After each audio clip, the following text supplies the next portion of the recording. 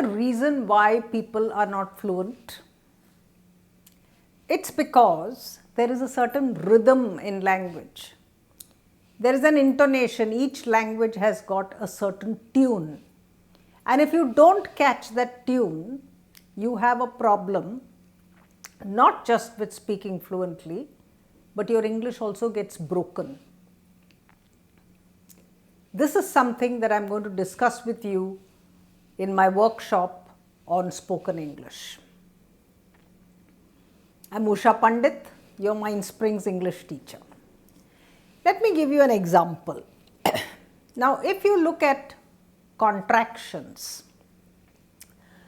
a good English speaker, a native or near native English speaker does not say all the words. So, if you have the words I have, you say I've.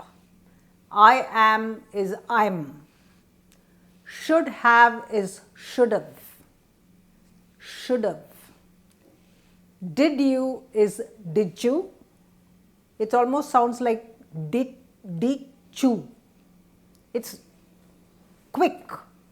The words almost rush into one another in that contraction and it becomes one word. If you don't speak like this, what happens is you start jerking in your speech. When you jerk in your speech, your mind goes into a panic and your fluency is lost. Other words like shouldn't you, isn't it, not isn't it, but isn't it. It's a glide. Couldn't you, would have. A whole bunch of words are words that are contractions, two words made into one word. That's the reason why your fluency suffers.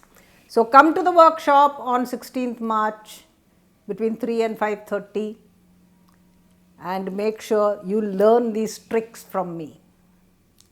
It's a date.